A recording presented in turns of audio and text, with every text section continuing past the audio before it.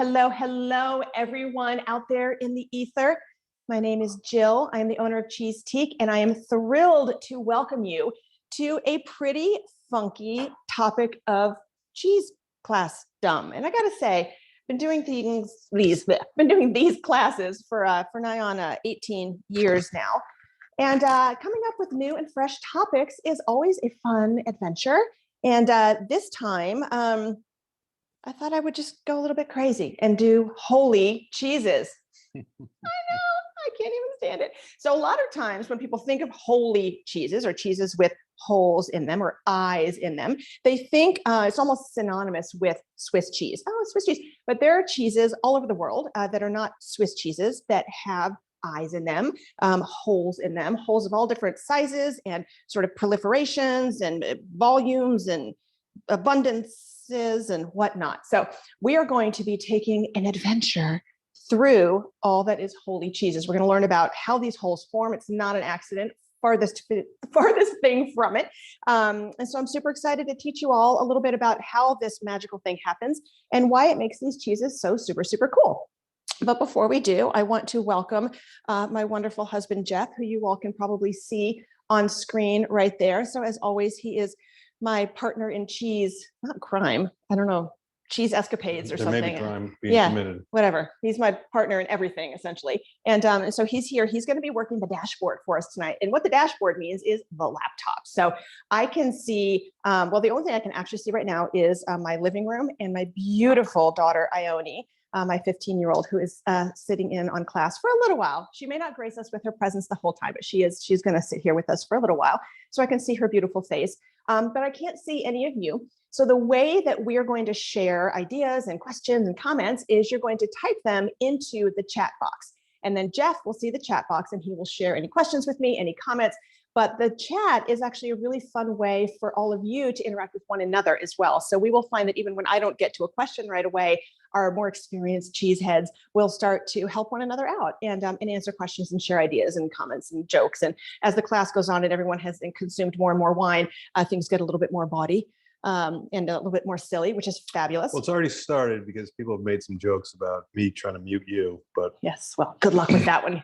He's been trying that for that was the joke. Has never worked, I think, as you all probably know. So I want to give just a few additional shout outs today before we get started. We have one birthday boy in the house, Andrew Brown. Happy birthday to you, young man. Your wife, Melissa, sends her love and wishes you happy birthday and wanted to make sure that we acknowledge that today. Happy birthday to you. Happy birthday to you. Happy birthday to Andrew Brown. Happy birthday to you, my friend. Thank you for being here on your birthday. To our dear friends, the Barbies, who I'm so excited are able to join us here tonight. We miss you. We love you, Vanessa, Scott, maybe the kids. I'm not sure if they're all there, but can't wait to see you guys soon. Very happy that you're with us.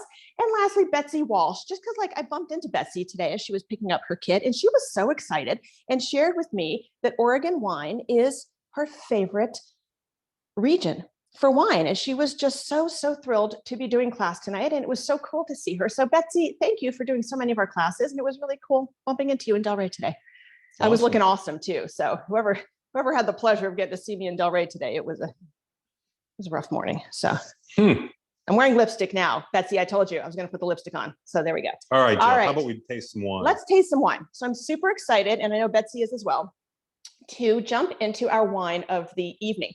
So as is the case with so many of our cheese classes, one of the fun and exciting challenges is choosing a wine that will be really pleasant with all of the cheeses that are represented. So these cheeses are going to be a little bit more in a similar vein. So it's going to be a little bit less of a hard time to do that. Sometimes we have such a spectrum of flavors and textures and intensities and saltiness and just all sorts of things that finding a wine that can pair with all of them can be a little bit of a challenge.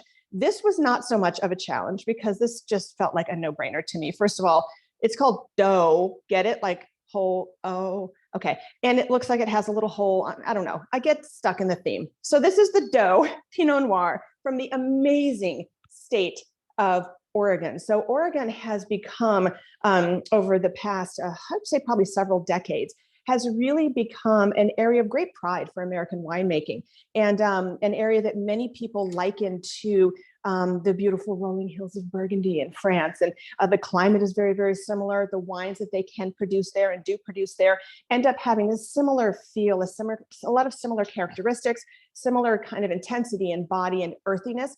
So whereas some American Pinot Noirs from warmer climates can be quite fruity and fruit forward, the thing I love about Oregon Pinot Noir is they're a little bit more earthy. They have a little bit of funk to them, and they have this beautiful medium body that can just go so wonderfully with lots and lots of cheeses. So this is made by a producer, as a woman winemaker.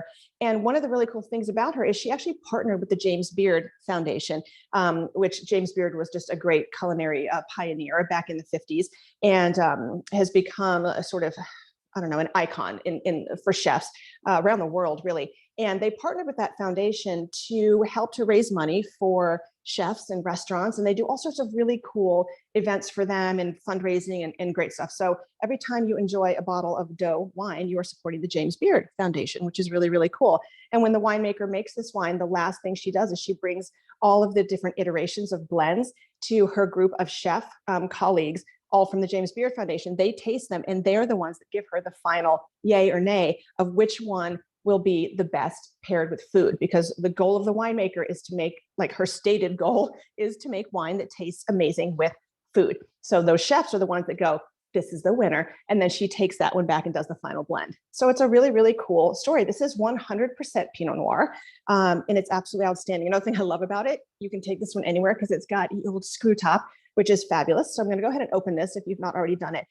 The best way to open a screw top is not to try and do it from the top here, but is to actually hold it at the top and spin from the bottom. So it gives you more torque and allows you an easier time of opening that bottle. So we're going to go ahead and pour this. Now look at this beautiful fair color. So one of the things about the Pinot Noir grape, in addition to its great love of cooler climates, is it has a very thin skin. It's a very delicate grape, very temperamental, hard to grow, hard to harvest, hard to press effectively, hard to make beautiful wines from.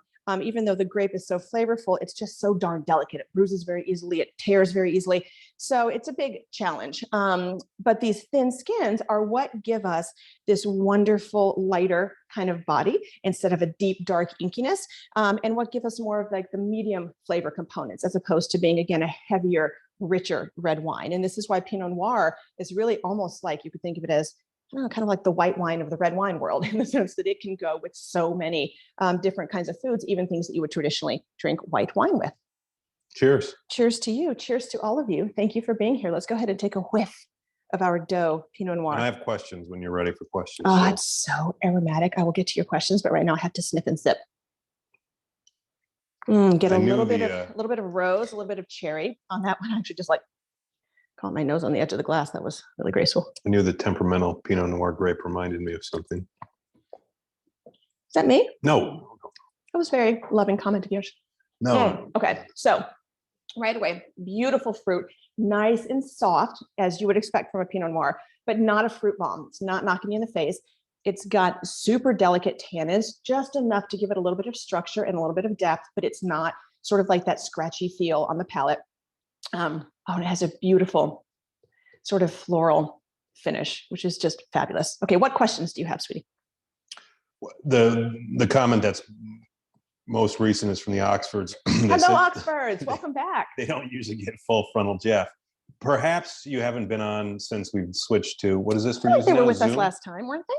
Yeah. Well, I don't know what we're doing then. Maybe the Zoom is acting funny. I think it was like there was a person that was frozen on there last time for a little while. Oh, okay. Anyway, so yes, that's Jeff right there. It's the new benefit of Zoom. Yes. Okay. So one of the questions from Jean and Bobby was, has this been in a class before, this particular wine? No.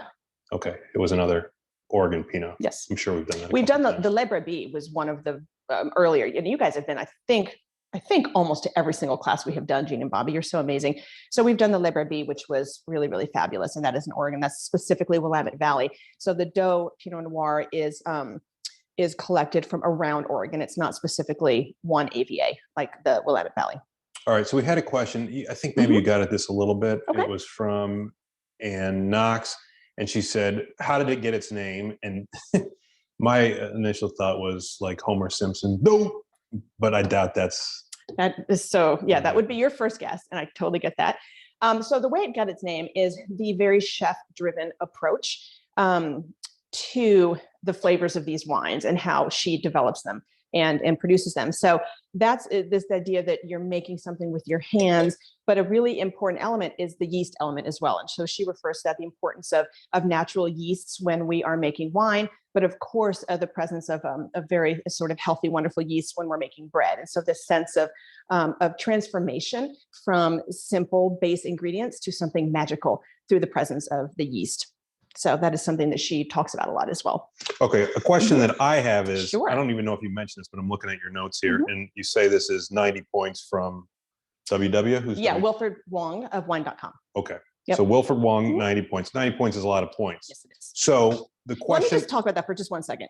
Just hold it, because I know that the points, like people love to see wines that have points because it says, oh, hey, a professional wine person, a really experienced wine person gives this like a stamp.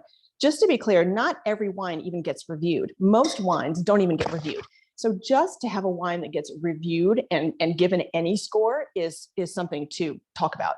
Then when you start getting up into the 90s and things, that's where you really start to get a lot of acclaim. So just getting in the sort of review process and being considered is an accomplishment in itself, which is pretty cool. Anyway, so what was the question? I'm sorry, I interrupted. My question was really about the screw top, and you made a joke about the screw top. There were a couple of jokes about the screw top. Screw top and 90 points don't seem like they would go together. Right. So what's going on?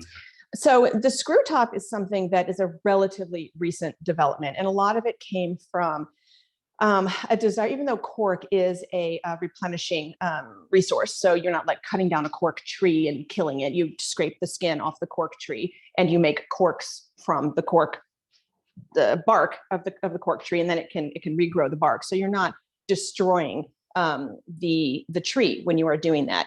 But the change from the corks started to get very, very expensive and very difficult to acquire reliably. And so people started to look for a different way to do things. And so they invented this screw top system. And at first the screw tops were just kind of on, cheap wines because it was inexpensive to do and you could do it very consistently. And it got kind of a bad rap because it was only on the cheap wines. And so, now even to this day, when people see a screw top wine, they're like, that can't be very fancy, but that's not correct. Because the screw top, what it will do here, let me take a step back. The screw top is not something that you will often see on wines intended to age. So you will most often see a screw top on a white wine, on rosé. You will see it on younger red wines that are intended to be drunk sooner and not cellared, because it is actually a completely impervious membrane to air. So even a cork is a very tight fit, but there's still some air exchange that can happen there, even though it's like microscopically tiny. There's still that, and that's what allows a wine to continue to age. And it's that microscopic level of aeration that can happen. A screw top does not provide that. It is a tight seal. So this is not the kind of seal that you're going to want when you're aging a wine for a long time. But man, does it come in handy for, every 90% of the wines in the world that are intended to be drunk. Right then. All right, last question is a follow-up question, but then let's move on to the cheese. Please, before too long. Okay, so Pam says hello, Pam. Screw top is greater than plastic cork, which is very interesting point relative to your real cork breathes point. Yes. So a plastic cork, it's kind of a spongy plastic, is something that will also provide an airtight seal. So no air is getting through that puppy. And a lot of people don't love that quite as much because it is plastic and it's something that's not a natural resource. Whereas this can just be not that, metal is necessarily like a screw top is not like found in nature, but it's not, a plastic that a lot of people feel uneasy about having in their wine. And they're super hard to open, I find as well. All right, let's hear about the first cheese. Okay. So what we're going to do is we're going to taste our first two cheeses, and then we're going to talk about the process for making this magical style of cheese, because I always love to kind of jump in and taste some cheese first. The first cheese that we're going to be enjoying is actually from Norway. And a lot of you might be familiar with a cheese called Gjetost, which is also from Norway, which is made from caramelized goat's milk. It looks like a caramel, and it's fabulous. It's kind of actually, it's not. It's my mother's favorite cheese. I don't personally, it's not my thing, but it's my mother's favorite cheese. So I have to always have it in the house. It's like always, every time I open the cheese drawer, it's like, there's the Atos, like, ah. So anyway, that's from Norway, lasts forever. Put it in your backpack and hike around with it. But Norwegians also make an amazing cheese called Jarlsberg. And Jarlsberg is one of the most famous cheeses in the world. So if you're like, oh my gosh, I've totally heard of Jarlsberg, or dude, I eat Jarlsberg all the time. Yes, because Jarlsberg is incredibly, incredibly famous and they get it all over the world. So originally this was made in the 1950s in Norway, and it was made by a professor and his team of cheese scientists. Totally not kidding here. He was a cheese researcher scientist at an agricultural university in Norway. Nice. And his goal was to truly, really learn the mechanics of making a great cheese and what went into it, what the smallest permutations would result in when you were making a cheese. So in his mind, his final goal was to make what he considered to be sort of the ultimate cheese. And in his mind, that cheese had eyes in it. Eyes being, again, the holes, which are the air bubbles that live within the cheese. So he did these 10 years of experimenting to where he finally got the cheese to the point where he thought it was ready. And they started selling it in their own store at the university. And the first name of Jarlsberg, are you ready for it? Was research cheese. Jeez. That's only a scientist would do. I mean, no offense if you're a scientist. But like truly, it was called research cheese. And then I guess somebody must have said, that's a really bad name. Let's think of something better. And so he changed it to extra cheese. So for a while, I don't know, for a while it was called extra cheese. And then finally, he learned of a sort of an ancient Norwegian town called Jarl. And he decided to make the cheese. Third tries a charm. And name it after Jarlsberg. So yes, right? So Jarlsberg is one of the most famous holy cheeses. It is made from pasteurized cow's milk. All of our cheeses today, except for two, I shouldn't say all of them, 3 of the cheeses are pasteurized and 2 of the cheeses are not pasteurized. So Jeff, you're going to get to eat the piece with the cute little mouse hole in it. Look, isn't that sweet? Okay, so it does have a hole. Oh yeah. So, because let's see here, Mark and Teresa, their piece did not have a hole in it. Yes. Okay, so let me just jump in there on that one right now. I'm going to show you an example of, I have some larger pieces here because, we all get these smaller pieces for our class, which is plenty to eat, but sometimes it won't always illustrate to you the sort of the coolness of the overall larger pieces. So this is my hunk of Jarlsberg. You can see it actually says Jarlsberg on the bottom. And you can see the holes here are nicely dispersed. So Jarlsberg makes it their goal to not go too crazy with the holes, but they want enough big, beautiful. Their goal is, and the goal of like great holy cheeses in the Swiss world, in the Norwegian world, like Jarlsberg too, is to have essentially walnut-sized holes. So you don't want too many of them. You don't want so much of your cheese being filled with holes that there's not much cheese left.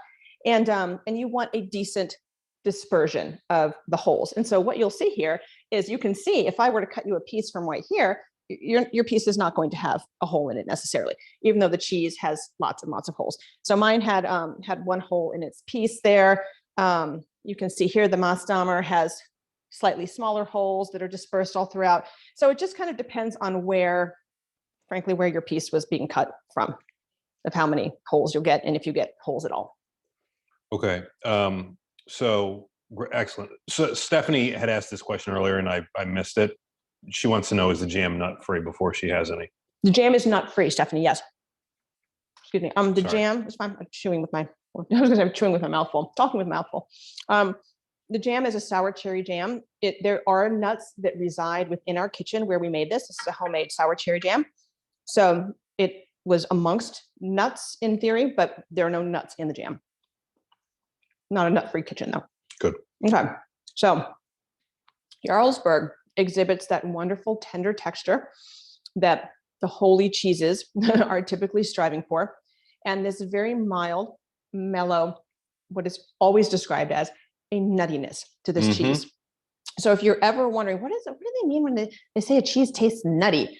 This is what they mean. And you're going to see that throughout here. And it has to do with the scientific process that takes place to make these cheeses, why they end up tasting like that. It's not just coincidence. And when you talk, excuse me, when you talk about that process, you're going to talk about why the holes are there and that sort of thing. Okay, because we're getting those questions. We're going to hit that after we taste the first two we cheeses. taste like 2 cheeses, and then we'll get. I just want to make sure we're going to get to the questions. But Did you put up our picture of the Jarlsberg? I did. Wonderful. Yeah. Much more depth this week than last week with the last week was our last class was rough for Jeff putting up the graphics. It was not audio visual challenges. Yeah, it was, but here I didn't even know you'd put the graphic up. It was so smooth. So a Jarlsberg graphic ninja tonight comes in a 22-pound wheel. So that's another thing that you will find very much in common with this style of cheese. And again, it's because of the way that it's made. It has to be big wheels. If they're too small, the process does not work. So Jarlsberg, I'll tell you how much each one weighs as we go through. Jarlsberg weighs in at about 22. About 22 pounds. The recipe for this is a secret to this day. There's only a handful of people that know how it's made. And they actually do produce this in Norway, of course, where it was originally made, but also because there was such a demand for it, they started producing it in Cork, County Cork, Ireland, and also in Ohio. Go figure. But even though the milk will be local to where it's made, Irish milk, Ohio milk, the bacteria culture that is used to make this cheese is the same bacteria culture that has been living in Norway since the 1950s. And so it just keeps replicating, and they keep using the same strain. So they actually will ship their own proprietary bacteria to their other cheesemakers to make sure that it tastes the same, which I think is really, really cool. This one is made from part skim milk. Okay, so one of the sort of the historical holy cheeses is a cheese called Emmentaler from from Switzerland.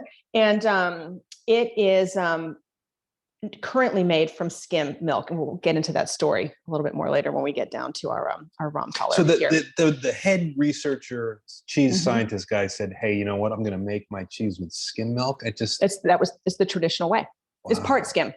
His actually has more fat. So this fat, I don't think I would do that. This one has about 27% fat.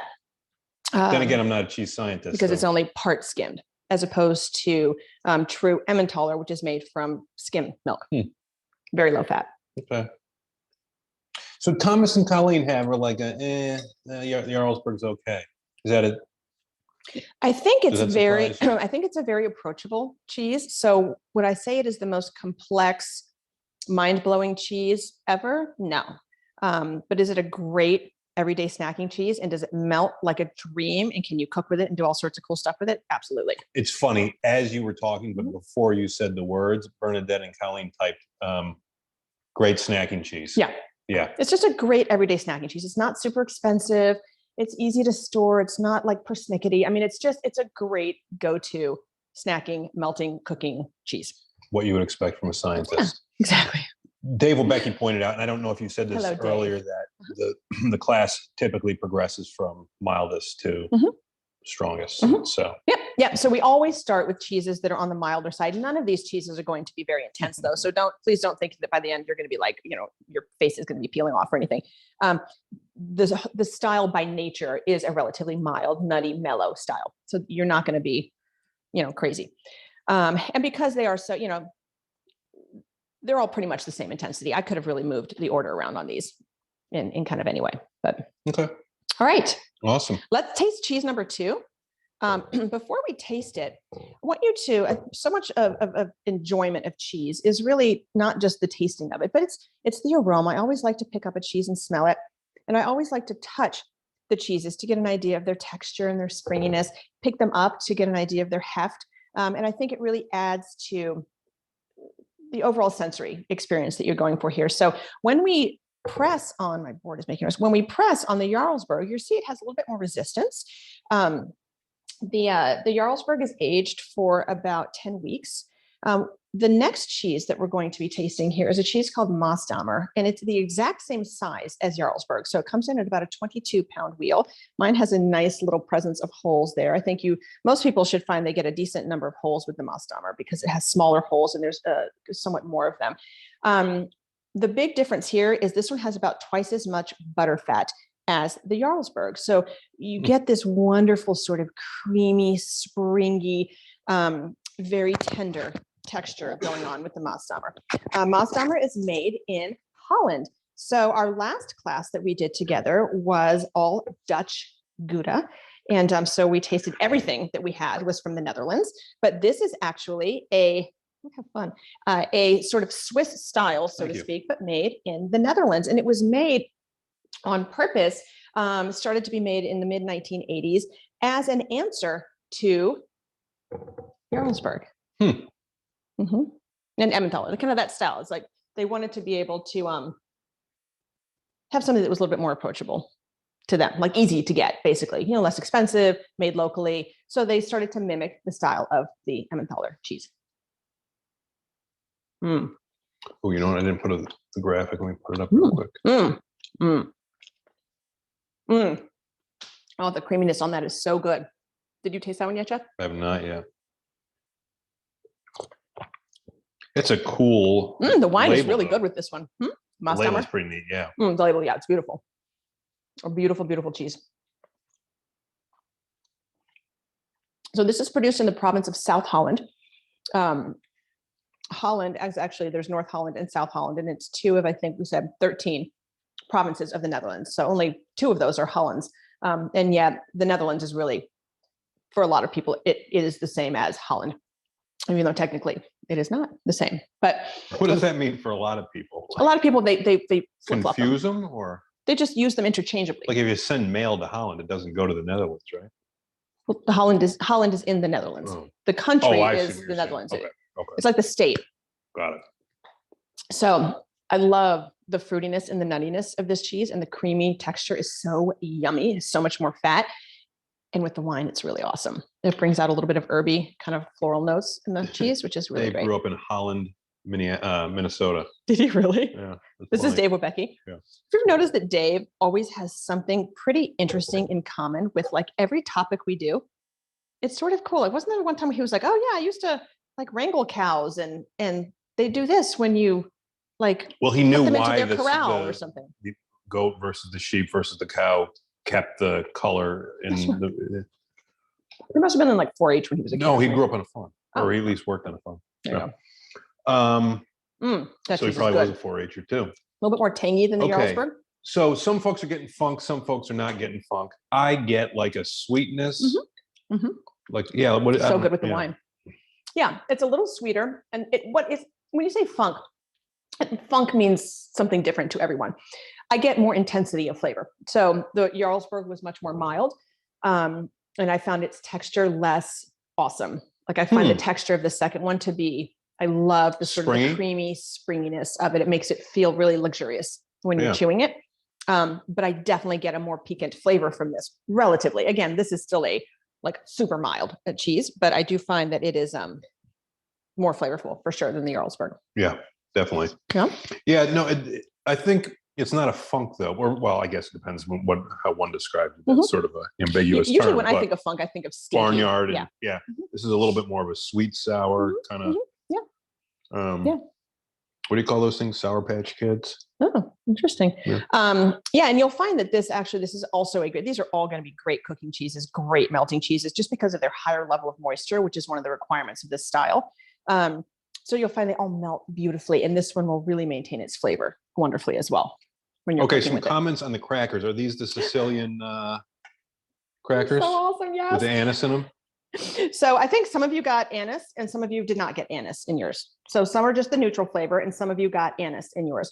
Fennel, I think, is actually technically what's in there. So these are Tarali Crackers from Italy. And obviously they were chosen because, I mean, come on, they've got a hole in the middle. It's too cool. They're just very light and crunchy and a delicious cheese and just general antipasto accompaniment. It is really, really nice. And it's such a cool look as well. Did I remember wrong? Sicily? Is it some other part of Italy? I think they are from Sicily. Don't hold me to that though. That's what I thought. And then we also have our homemade sour cherry jam that we mentioned a little bit ago. And it's going to be really delicious with all of these cheeses. It's just meant to be kind of like a smear on top. So you can cut a piece of your cheese, or you can even kind of, dip it into the jam if you're all friends and family there, and pop in your mouth. So sweet. Oh, that's really good. Sweet and savory are beautiful, beautiful companions. Some of the greatest foods are great because they find that beautiful balance between sweet and savory. And this is no exception. So when you have your cheeses, they are inherently savory foods. And anytime you can pair them with a sweet condiment, you're going to have a winner. It almost doesn't matter what it is, as long as it's a little bit of sweetness. What other questions do we have before we get into the details of this style of cheese, now that we've tasted a couple really yummy examples? Let's dig in. No more questions? No. All righty. So let's talk about cheese holes. So we call this class the holy cheese class, but technically the holes within these cheeses are referred to as eyes. And if a cheese does not have holes in it, cheesemakers refer to it as blind. So they really kind of take that whole eye thing very seriously. So for instance, if they make a cheese and there's something backfires and like the process doesn't work right and they cut into it and there's an absence of holes, they will say they made a blind. Is every cheese referred, like is a brie a blind cheese, or no, just a cheese that was supposed to have holes? I don't think they would, yeah, just I think a cheese that was supposed to have holes and like for some reason did not get the holes in it. It would be referred to as blind. Oh, okay. I keep, there's a couple questions that have popped up that I was not, that I missed. Go. The Oxfords want to know the knife there, the cheese knife, the holes in that, they refer to it as skeletonized. I assume that's like it's a great adjective. Either a technical term or. So not to my knowledge, but it is sort of a badass cheese knife. So my cousin, Corey, makes these gorgeous knives by hand. They're pretty awesome. And they have a blade on them that is very special and intended for cheese. And the reason you see the carved out center of the blade here is it's really intended for softer cheeses, because if you cut into a very soft cheese with a solid knife, the cheese sticks to the surface of the knife. And then like literally you can't get it off, you're tearing your cheese. This, because it has the absence of sort of a surface in the center, you can cut right through those soft cheese and it doesn't stick to the knife. And then it's got the little prongs on the end so that if you have good cheese etiquette, you can use the end of the knife to pierce your cheese and bring it either to your hand or to your plate. So that's sort of a traditional soft cheese knife for that reason. Yep. You'll also sometimes find soft cheese knives with just a very tiny, tiny blade. So it's solid, but the blade itself is probably about that tall. And same basic principle. You want to cut through the cheese without having the cheese stick to the surface of the blade. All right. Wonderful. Any other questions so far? I don't think so. Okay, let's go ahead and talk about, excuse me, why these cheeses have eyes. The process is an ancient one. The first or the earliest known cheese of this style is a cheese I mentioned very briefly earlier called Emmentaler, which originated in the Emmental. The Emmen is the name of the valley. Tal is valley. And so Emmentaler means the Emmen Valley in Switzerland. And it was the first cheese that we know has been made since the 1400s. The first cheese that we know of that was famous for having these holes in it. And the holes are not well, maybe originally they were an accident, probably as with so many amazing cheese discoveries. The first versions were probably like, oh my gosh, what happened there? And then, oh, that's really delicious. Let's do that again. You know, what did we do to make that happen? So nobody really knows the true origin of Emmentaler, who first discovered that they could make a cheese with holes in it. But what makes this process happen is a very complex sort of symbiosis between the cheese nature itself, the temperatures at which it is both fermented and aged, the fat content, the moisture content, the salinity of the cheese, the acidity of the cheese, and very importantly, the presence of a very specific type of bacteria that is introduced to the cheese that creates these air bubbles. So the eyes, the holes in these cheeses are in fact bubbles of carbon dioxide. So they are created by a very specific bacteria that is again introduced into this cheese. And we'll take a step back in the process, because the first thing that's introduced when they're making this cheese is what's called a starter culture.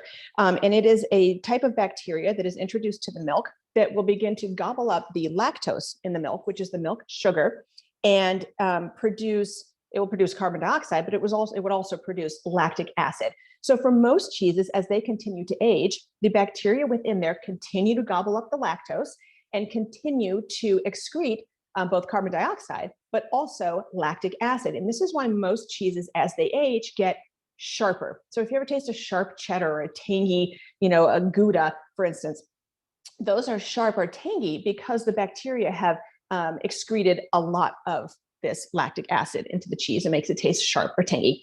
So what is special about this style of cheese is that in addition to that, starter culture that is converting the lactose, the sugar, into lactic acid, there's a second bacteria that gobbles up the lactic acid and converts that into huge amounts of carbon dioxide and other types of acid, flavor components. So it creates not only these wonderful air bubbles that are present, but it also creates this unique sort of nutty, rich, mellow, sweet flavor, these very unique flavors to this style of cheese. And if you don't introduce this type of bacteria, these called it's a very, let me tell you the full name. I knew I would mess this up. I'm looking at it, and if I try to read it. Propionibacterium shermani is the full name of the bacteria that gobble up the lactic acid and produce these big carbon dioxide bubbles. Most cheeses do not introduce that bacteria into their recipe, so they don't get the Say it again, because I was talking over you. Propionibacterium shermani. Pretty cool, huh? So we actually have a graphic there, Jeff, if you want to show folks. It's just sort of a little illustration of what's happening, where, again, the bacteria is consuming the lactic acid and is producing the carbon dioxide, and then two other types of acids that are going to be the flavor creators, the flavor components. And that is what makes these cheeses so special. But just adding that special Shermani bacteria to the cheese is not going to do it. So if you just add that bacteria to any cheese recipe, they won't normally perform the way you see them perform here. In order for them to produce these abundant, big carbon dioxide bubbles, the cheesemaker also needs to be very aware of the temperature that the cheese is being both fermented at and aged, and the moisture that is remaining, the fat that is allowed to be in the cheese, and again, the amount of salt that is allowed to be there, the amount of acidity that is allowed to be in the cheese, because all of those things might either accelerate the bacterial activity or repress it.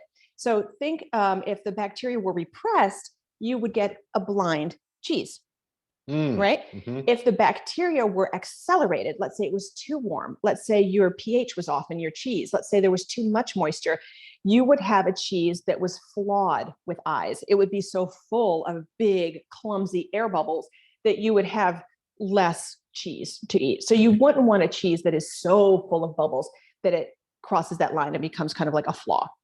Okay, so on that note, though, the cheeses that you have in front of you, the one on the top has some big, kind of well-dispersed holes. The ones in front, though, have a lot of little holes. Right. What would it the lot of little holes seem like it went a little bit more wild.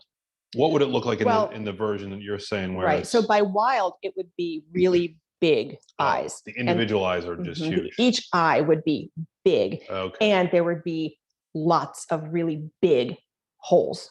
So it wouldn't be this proliferation of these beautiful, almost lacy style of holes here that we see in the Cucolo and the Tavolero is very different. So what you need to understand about... Hold that a little closer to the camera. Sure.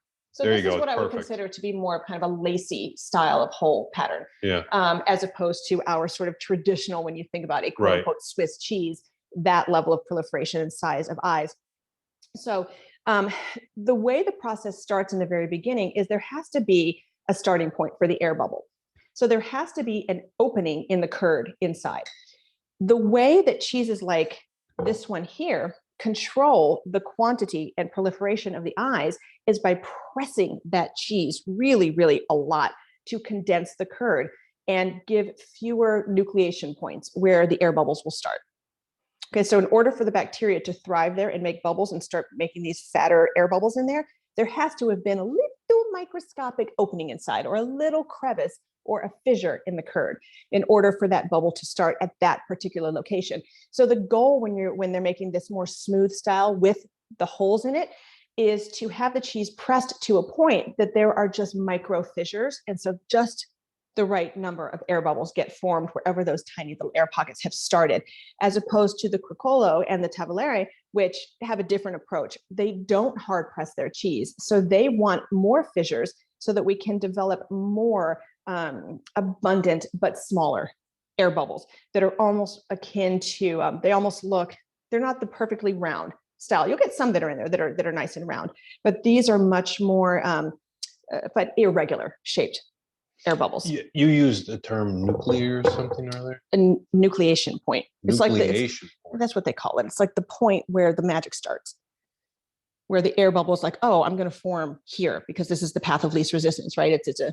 There's no cheese there. So it can start to bubble and bubble and bubble. And then in the beginning, when they're making these cheeses, the magic is they keep the cheese at a very high temperature. So for the first about 4 weeks of their age, these cheeses are fermented at 70 degrees Fahrenheit, like a comfortable room temperature. So picture that for 4 weeks, right? Here we are in the United States. It's like if something isn't like kept at 32 degrees, the health department is like, oh my gosh, it's contaminated. So for the first 4 weeks of these cheeses' lives, they sit at literally room temperature. And that allows this exciting activity to start to happen inside where they're making all these beautiful air bubbles. It's also when the cheese, because it's at its youngest, is the most tender and supple. And so forming the air bubbles is easy to do inside the very tender paste. Then after about 4 weeks, they drop the temperature rapidly to about 40 degrees. And that's what the cheese ages at for the next number of weeks. And the reason for that is the cheesemaker says, okay, my holes are proliferated. It's been enough time. I'm happy with where we are. I'm going to stop now. I want to freeze, so to speak, even though it's not freezing temperature, but they want to stop the bubble formation and they want the bubbles to essentially freeze in place. So they drop the temperature very, very rapidly to about 40 degrees. And then that's how they continue to be aged. So the bubbles stay in there instead of continuing to go. Marcia and Lloyd, Marcia and Lloyd. I can't remember which one, but I remember in an earlier class, one of them is a chemist or something. Oh my gosh, yes. Yeah. And oh gosh, how many mistakes have I made? No. But they point out that I'm not going to try to say the Probacterium, whatever, is an anaerobic bacteria. So grows without any oxygen. Yes. So they could be anaerobic for sure. So a lot of bacteria that's used in cheese making is naturally, it's an anaerobic, which means it can grow without the presence of oxygen. It can live and proliferate and do just fine. So this is why a lot of these cheeses will actually be coated in wax to help to maintain the sort of, the purity of the inside, to help maintain the shape, to make them easy to transport and travel. They'll actually cover them in sort of a wax. And so there's no air going into there. So these cheeses, these bacteria are performing anaerobically, except for there is some presence of air that is between the fissures of the curd. But it is not an open air environment. It is sealed. They're actually both microbiologists. Is that how you met? Did you meet in like microbiology school or like a microbiology club? Was it a club? Probably a club. Or was it like a meetup group, like a microbiology meetup group? Meetup group. I think that's pretty neat. Okay. That is neat. We had a question from, from Liz. You were talking about pressing. Is it a mechanical press? Is it like a guy just kind of takes a board and puts his weight on it? No, because the pressing it's actually a really good question. The pressing has to be a really uniform process. So when you're talking about a very tender product in the beginning of the cheese making, it's very soft. And if you were to to Jeff's example, take a board as a human being, like press down on the cheese, and if you were to do it in an imbalanced sort of way, your result would not be the result that you were going for. You would get a very ununiform pressure being applied. So it doesn't mean that it is an electric machine. Historically, what would happen is that, okay, historically, what would happen is they would use, for instance, a very large disc of wood that would be attached to a spinning, like a big screw, and they would spin it. And as they would spin it, it would press down and down and down and down and down. It would just press more and more of the liquid out of the cheese, and it would help to condense that curd. But it was done in a very uniform way, not just by hand. And even on a small scale now, you'll see small cheesemakers who will do individual pressings. So the cheese mold that they originally put the curd into to get the shape, they'll have a little of a press that they can put on top of it to help get the extra whey out and condense that curd. Any other questions about the process? So people are joking about playing a drinking game and the different words that would trigger the drinking. This one is funny. This time? Well, there's a bunch of somebody said something every time Jill says how to we have to drink or something. Yes, exactly. But the Oxford said anytime a cheese is characterized as beautiful, which that's. Listen, I gotta tell Jill's superlatives are. Yes, oh boy. I will tell you, if I do find cheese beautiful, and I mean, it's what I do for a living. I would hope I find it beautiful. You know what I mean? Yeah. So anyway, Any other questions, babe, on these? Stephanie says not enough wine for that. No more questions. It's at the point of the night where they've had enough wine that they're starting to goof on you. Lightweight. All right. I love being, well, I don't really love being goofed on. I love being goofed on by you. They're funny. Not me. Well, you can do some. Okay. Are we ready to move on to our number 3 cheese? Number Super 3 excited cheese. to enjoy this one with you. So this one is near and dear to my heart. Was it 2 weeks ago? I think just a couple weeks ago, we received a 209-pound wheel. Can you put up the photo of me next to it? Yeah. A 209-pound wheel of Emmentaler. This cheese, this very cheese that you are tasting tonight. Emmentaler is a specific style of Emmentaler. So remember we spoke about the Emmentaler, the original Swiss cheese with the air bubbles in it. So Emmentaler originally for hundreds of years was made with full fat milk. Okay, no skimming. Then in the 1800s, the price of butter skyrocketed. So the Emmentaler cheesemakers said, hey, why don't I take the cream off the milk, turn that into butter and sell that, and then just turn the skim milk, which you can totally make into cheese. It doesn't need to be full fat milk. Parmigiano Reggiano is made from skim milk. So why don't I just take the cream off the top, turn that into butter, double revenue stream, and then make the cheese from skim milk. So that started in the 1800s to the point now where true Emmentaler is always made from skim milk. It's kind of the accepted recipe is that it has to be made from skim milk. There are literally 3 producers of Emmentaler in the world, or in all of Switzerland, who make the original full fat. And not only do they make a full fat version, they actually add extra cream to the milk. So this is Emmentaler. So Emmentaler is a specific recipe of Emmentaler, but it is made from unpasteurized, full fat cow's milk, pasture only. So no stored feed at all, ever. So the animals only ever eat from pasture, which is pretty remarkable. So does that make it much more seasonal? No. So they're up in the mountains during the summer, and then they come down into the warmer sort of pastures in the, and that was when we did the Swiss sojourn class, where we talked about the cows coming down, that they come down to warmer areas. So this is a small wedge of Emmentaler. And if you flip it over, you can see on the bottom, you probably can't read this, but it actually says Emmentaler here. But it says Emmentaler up above the Emmentaler. So this is, and yes, my hands are like extraordinarily clean. Well, pretty clean. They're very clean. I can't have saran wrap cheeses and show them off. It's just not as cool. Anyway, so this is Emmentaler. Again, only 3 cheesemakers in all of Switzerland still use this original method of making the cheese. It is remarkable. This cheese needs to be aged for at least 4 months, but then they do a reserve version that is aged for 10 months, that's a pretty long time for a cheese.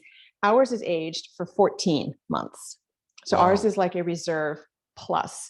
So we wheeled this cheese in. Do you have the video that you can show people when we cut into this? I want you all to see how cool this was. So we had just a big manual cheese wire, which is a super long metal wire with 2 wooden knobs at either end.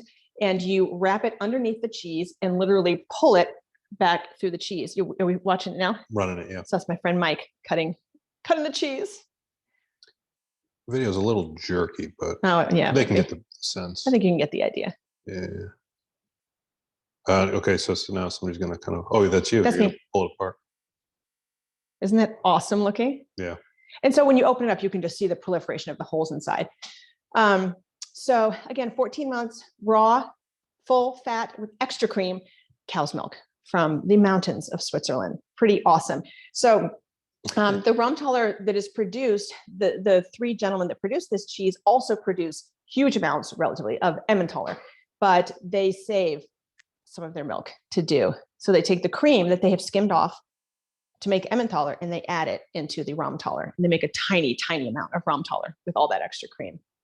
Isn't that so cool? So should we take a taste of this one? Yeah. It's Devin's favorite so far. Oh, not surprised, Devin. So what you're going to find about this one is, first of all, the texture is like a really, really firm, like pudding. It is just the most delightful, fabulous. And keep in mind that this is unpasteurized. So you're going to be getting really wonderful. It's not funky, but you're going to be getting a really round, full, complex flavor and a beautiful creamy texture. Even though this cheese is aged for quite a long time, it is still super springy and tender. Mm-hmm. Oh yeah. I mean, come on. Grassy and onion flavor. Yeah. I mean, it literally melts in my mouth. I almost don't need to chew it. It just, you get that little raw milk tingle. Anyone feel the tingle? Okay, so this one's a raw milk. Which of the other ones so far were raw? None. None. Okay, This is our first raw milk. And then our next one is also raw milk.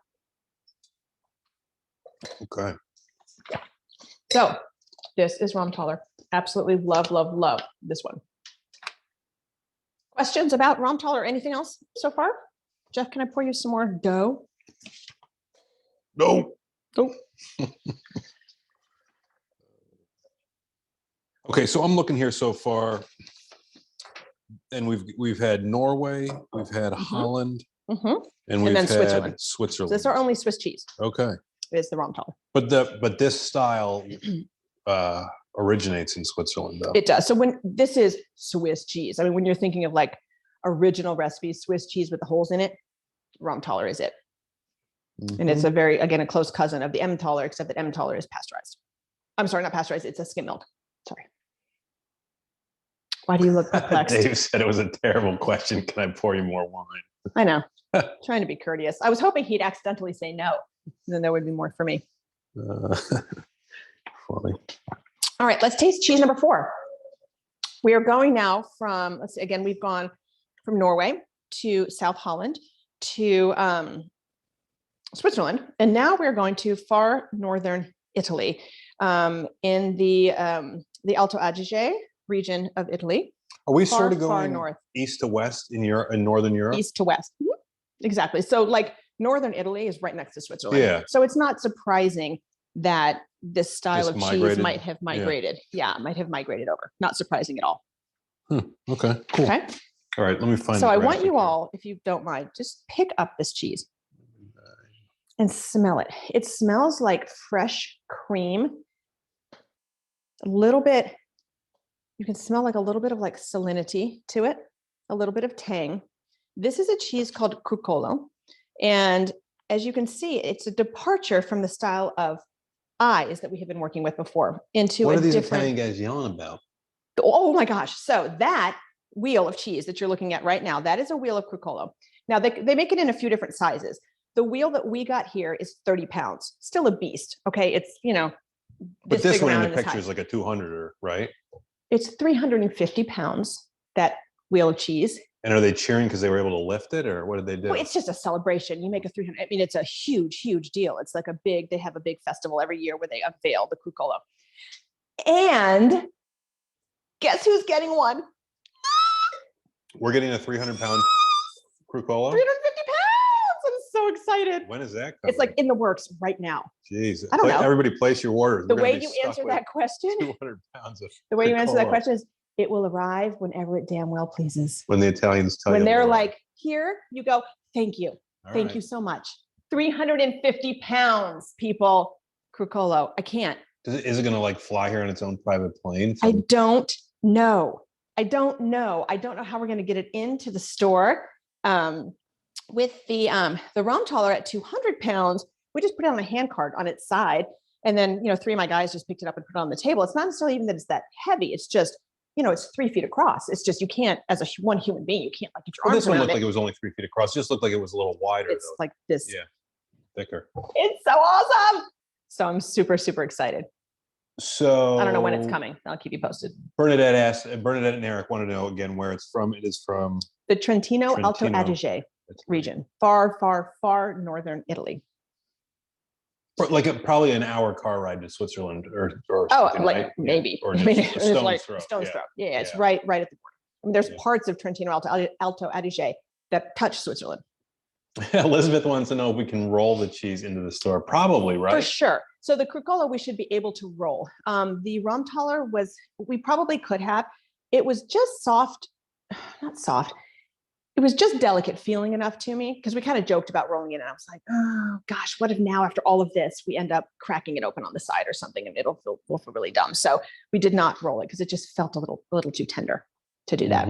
Like even when we put it up on the blocks to get the wire under it, it kind of was like a little bit. You could see it just sagging ever so much in the middle, and I thought, that would just be dumb to try to be funny to roll it in, and then I don't know. Anyway, so this is Crucolo. This is unpasteurized cow's milk. And you can see again, the way the cheesemaker has made this cheese, he's made a different choice here. So this is a family producer, multi-generations, and they own a restaurant up in this region, but they also have produced cheeses and salamis for 100 and something years. They're like, fifth generation now or something. So Cuculo is very tender. Again, it's unpasteurized cow. They've gone the approach of not super pressing the cheese. So they have left lots of natural little tiny holes to start with in the cheese, air pockets, openings in the curd to make the growth of those bubbles that much easier and that much more spread throughout the cheese. So you end up with more of like a lacy texture. And it tastes more like an Italian, like a pecorino. It's going to taste like Asiago to you. Yeah. If you're an Asiago fan, but like really good Asiago. I mean, the texture on this, I cannot even. It's so creamy. That is just fantastic. We've carried this cheese. Well, we carried it when I first opened. I thought it was the coolest cheese. 18 years ago, almost, we carried this cheese. And then for a decade or longer, we never did. And then once in a while, we'll get a little bit in. But I've never gotten the full big 30 pounder. That was a thing. Wow. Beautiful. That was great. I'm going to taste it with my wine and see what I think. The salt on it is awesome. So the first three, I felt like the salt is very subdued. Yeah. That's what I was saying. It was like a pecorino salt. or I don't know. Asiago is better.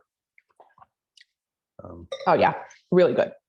The fruit in the wine just balances beautifully with the saltiness of the cheese. There'll be a special event when the Cucola comes in, right? Yeah. Yeah. Don't worry, we will shout it from the rooftops, and you will all be invited. Everybody's still joking. There's been many jokes about the seaweed cheese. Oh my gosh! So I will tell you, Dave Webecki, we are going to be doing. It was no one's favorite. We're going to be doing the Irish cheese class again this year because it happens to be on St. Patrick's Day, and all different cheeses, of course. I would never repeat, please. And but there is no seaweed cheese. No, I refuse. So for those of you that were not in the Irish cheese class, I really went out on a limb and tried a very adventurous Irish cheese. This tiny producer that makes a traditional Irish seaweed cheese, and it has actual. It's like kind of like a cheddar base, but it had actual pieces of seaweed. It was just a couple so folks have off-putting. said they thought it was okay too. I thought it was okay. I found it very off-putting. But like it's part of my life. It's like a core memory for me now. Like I can't. Yeah, I just can't. It's just salty. It was more than salty. No, did not sit well with me. Whatever. It was cool, and I'm glad that I tried it. If I never have it again ever, that's okay. I'll just put it that way. All right. I feel like I'm missing a question here. Missing a question. Well, maybe start talking about the last cheese. So again, this one's the Cucola is about a 30-pound wheel. It's aged for about 8 weeks. So pretty outstanding.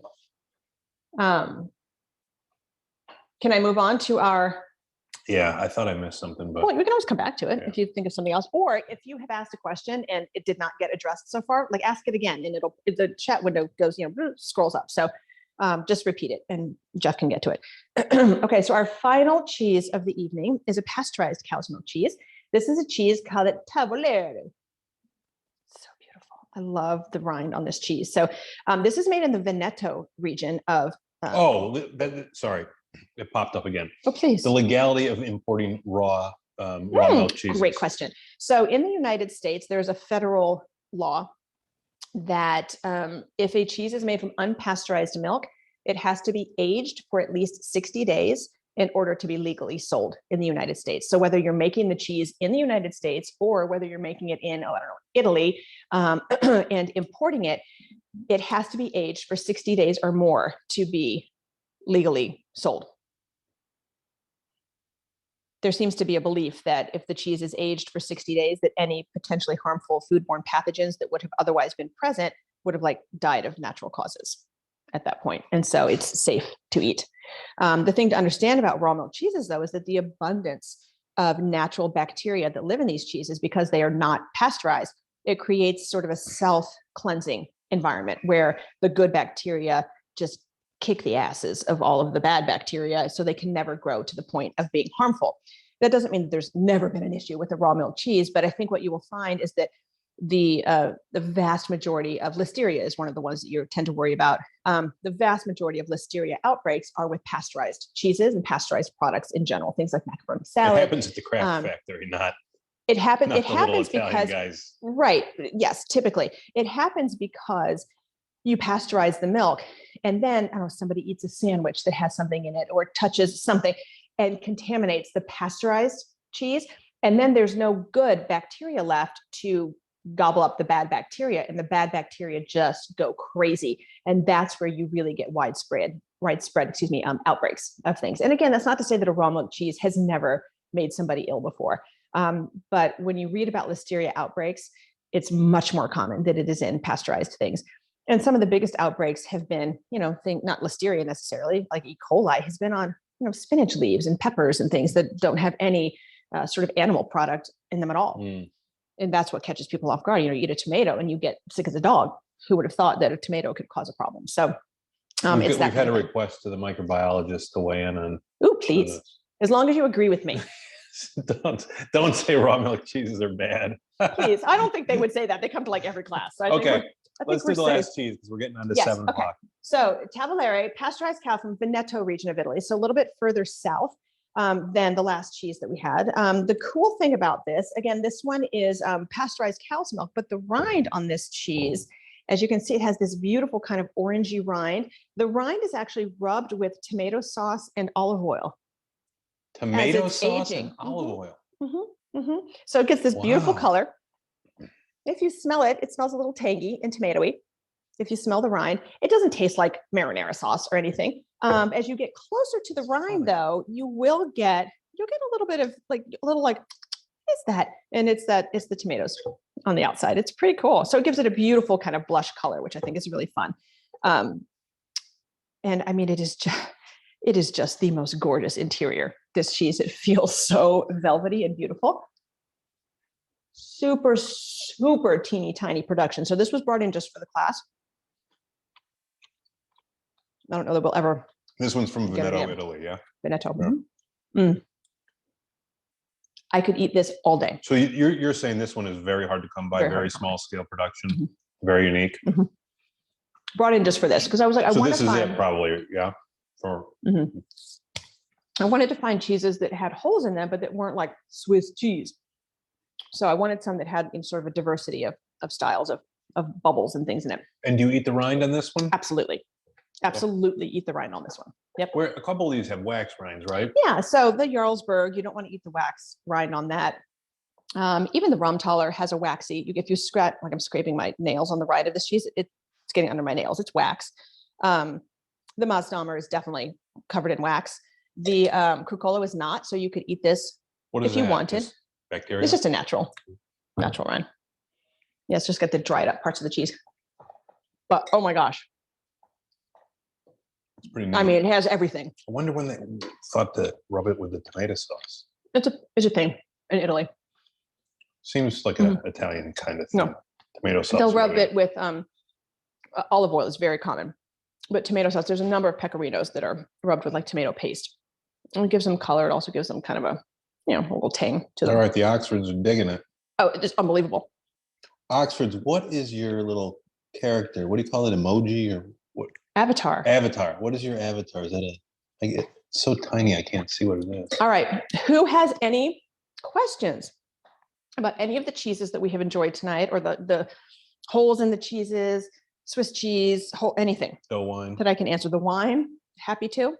And we have a poll, right? We have a poll. Oh, yes. And I think I did the poll. Just pop the poll up. Yeah, you did it. I did. Oh, sometimes I can't remember if I did it. All right, I'm going to launch the poll. Well, launch people the poll. Asking new questions. Perfect. So we always do a poll at the end of class. And the poll is a very simple one, which is, which was your favorite cheese? So you're going to just make a selection right on your screen there, either the Jarlsberg, the Mossdahmer, the Emmentaler, I like just saying that name, the Crucolo, or the Tavolero. Which was your favorite cheese of this session? So I had a favorite, and it is everybody's favorite. Is it number 5? I'm not going to tell you. Is it number 5? You'll have to. Is it number 5? Is it number 5? I'm not Is it telling number you. 5? You're going to have to guess. Number 5? All right, Jill, you tell us. Number 5? You think it's number 5? I think it's number 5. We're not done voting. I will say number 5, and then number 3. So maybe number 5 and then the Emmentaler and then the Cucola. I think Jarlsberg was probably last. What if I told you one of the cheeses does not have a single vote? Jarlsberg? Yeah. Yeah, I'm not surprised. It's because good, though. It's super good, y'all. That doesn't mean it's anyone's favorite. But now this is where influence the voting. This is where you're going to get people going, it was my favorite. So that's great if it was your favorite.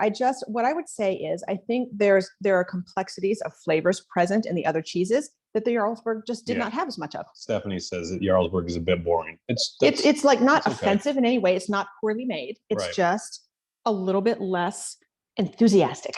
It's interesting. You know? It almost is, you kind of, the fact that it was made by a scientist, it's sort of like not a caricature, but what do you call that? So you think it's a little more sterile, the experience, like this? No offense, Marcia.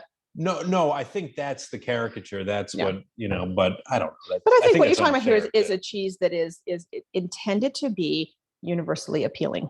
It's not going to offend anyone, right? It's very mild. The expert said nobody says Cool is the best, but I promise you they eat the whole container. I think that's right. Okay, I think almost everybody's voted. I'm so curious. I'm going to end the poll. All right. And I think I can share the results. Oh, wait, stop. I already shared the results. It's okay. Share the results because I want to dip my Tavolero in the sour cherry jam because that's going to rock my world. Okay, so Jill, the Crucolo was the number 1, got 46% of the votes. Holy cow! Amazing, you guys. I thought that was awesome. It was awesome. Yeah. And it had a little more saltiness than most of them, but it wasn't salty. No. The savoriness was perfect. Right. It was really, and very really welcome. Good. So I feel like by the time I got to the Cucola, I was wanting a little bit of savory. Does that make sense? Like it was very welcome when I tasted that. I was like, oh yeah, that's good. I hit the spot. All right. What was number 2? Number 2, the Tavolero, number 5. Tavolero. I can't say these things. The Cucola with the jam, you guys, if you haven't already had that, get in there. So just don't make it fancy. Take a hunk and like dip it in the jam. No cracker required. Okay, so. And then the other 2 and 3 were kind of even, and then no Jarlsberg. Not a single one still. Well, I stopped the voting. I think almost everybody did vote. Yeah, the wine with the sour cherry jam with the cheeses. Very good. Very good. All right. Can we talk about? Okay, so Dave Webecki makes another point. The system is biased against the early cheeses because you kind of taste and it builds and so. That is true. And I think typically, especially for those of you that are out there doing a cheese class, right, you want wow flavors. You want really interesting cheese experiences.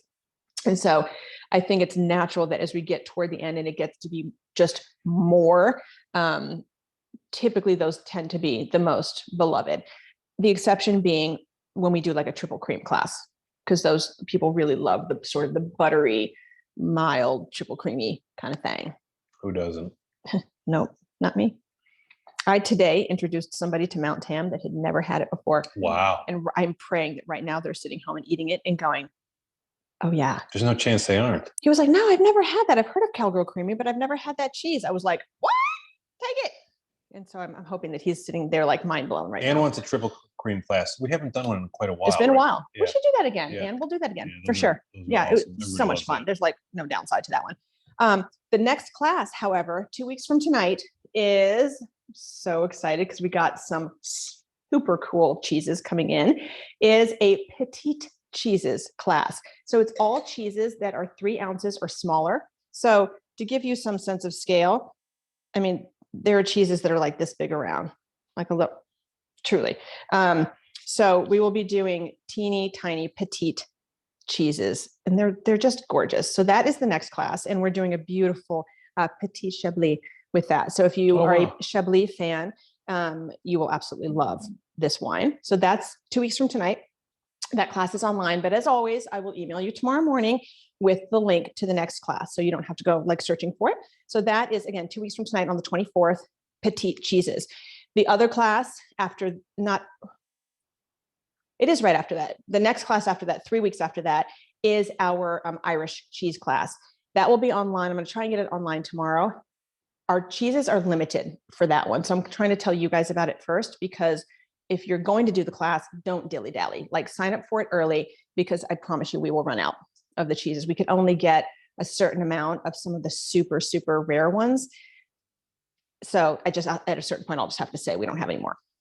So I would say, as soon as I get that up, Everybody's notify not you and everybody. sign up. A couple questions. Will you do the Irish whiskey with it again in some form?